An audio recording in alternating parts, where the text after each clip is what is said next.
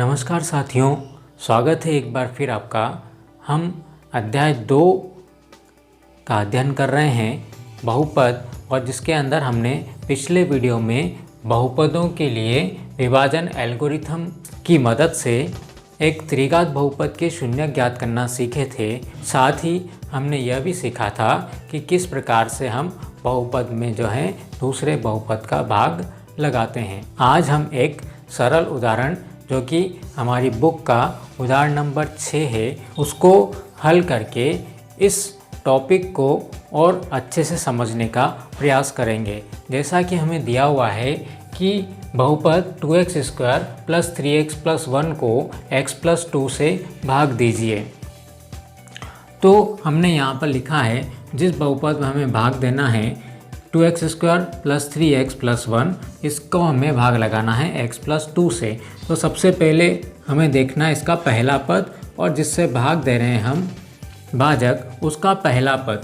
तो यहाँ हम 2x² को किससे भाग लगाएंगे? x से भाग लगाएंगे साइड में।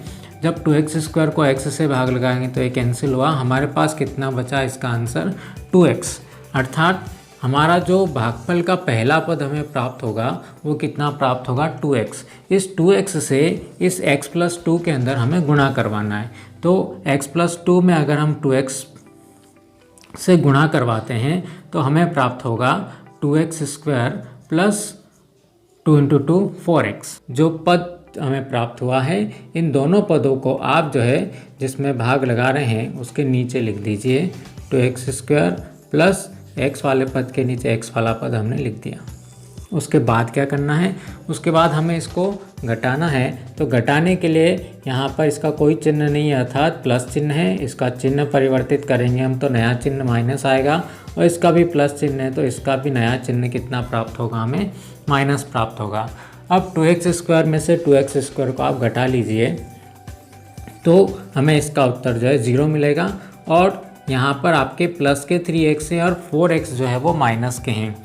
प्लस के 3x है मतलब x + x + x, ये 3x हुए, और हमें इसमें से -x -x और -x, ये प्लस के 3x से माइनस के 3x तो हमारे घट गए, ये 0 हो जाएंगे, और बचेगा क्या? सिर्फ हमें -x यहाँ से प्राप्त होने वाला है।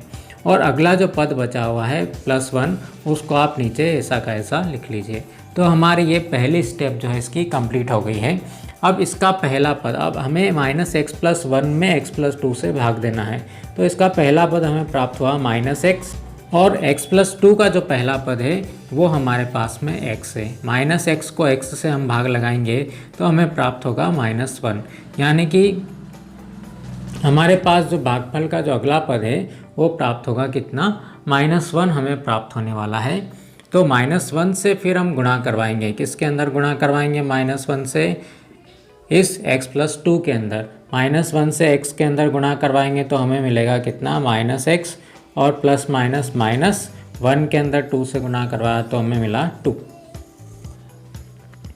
अब क्या करना है? इस स्टेप में भी हमें फिर घटाना पड़ेगा। तो यहाँ माइनस चिन्ह है, तो हमें यहाँ पर इसका जो नया चिन्ह प्राप्त होगा वो कौन सा प्राप्त होगा? प्लस प्राप्त होगा। और यहाँ पर भी माइनस है तो इसको भी परिवर्तित करके लिखेंगे हम, तो ये भी कैसा हो जाएगा? प्लस चिन्ह हो जाएगा। अब यहाँ पर -x है, इसका नया चिन्ह प्लस है, तो ये दोनों हमारे कैंसिल हो जाएंगे। और यहाँ पर मिल रहा है अपने को +1, और इसका नया चिन्ह जो कि ये भी प्लस का है, इसलिए +1 और +2 कितना मिला? हमें +3 प्राप्त होगा। क्या अब हम इस स्थिति में भाग लगा पाएंगे? यदि हम इसमें 3 में x इसके पहले पद से भाग लगाते हैं तो यहाँ पर हमें x की घात क्या हो जाती है? ऋणात्मक मिल जाती है। तो हम यहाँ पर भाग लगाना बंद कर देंगे। हम भाग लगाना कब बंद कर देंगे?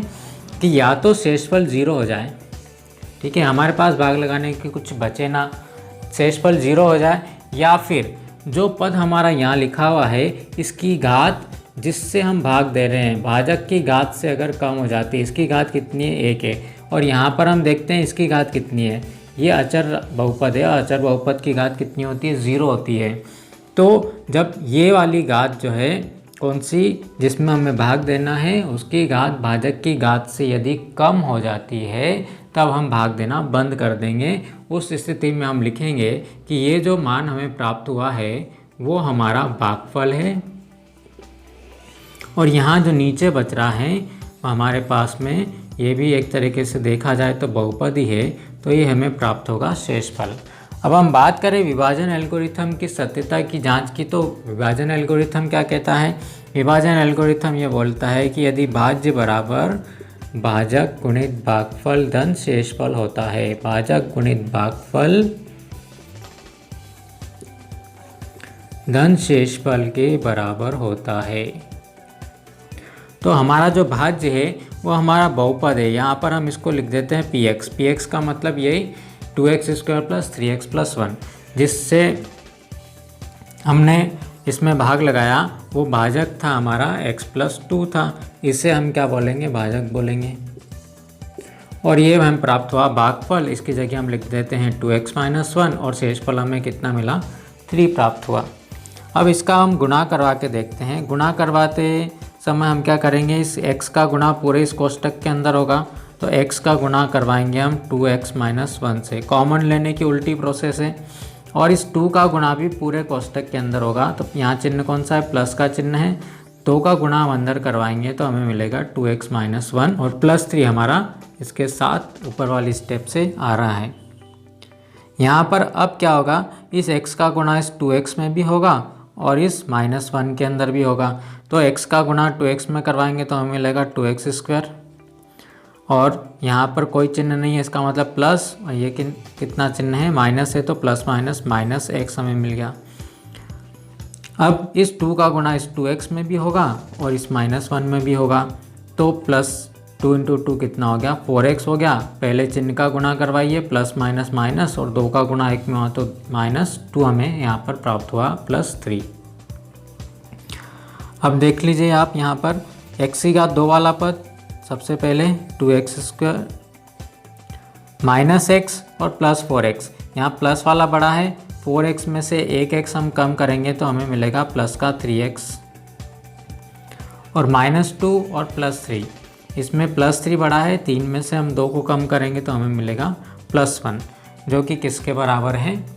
2x² + 3x + 1। अर्थात हम कह सकते हैं कि ये जो है विभाजन एल्गोरिथम की सत्यता की हमारी जांच भी हो गई। इस प्रश्न के अंदर भाज्य बराबर भाजक गुणित भागफल धन शेषफल के बराबर होता है।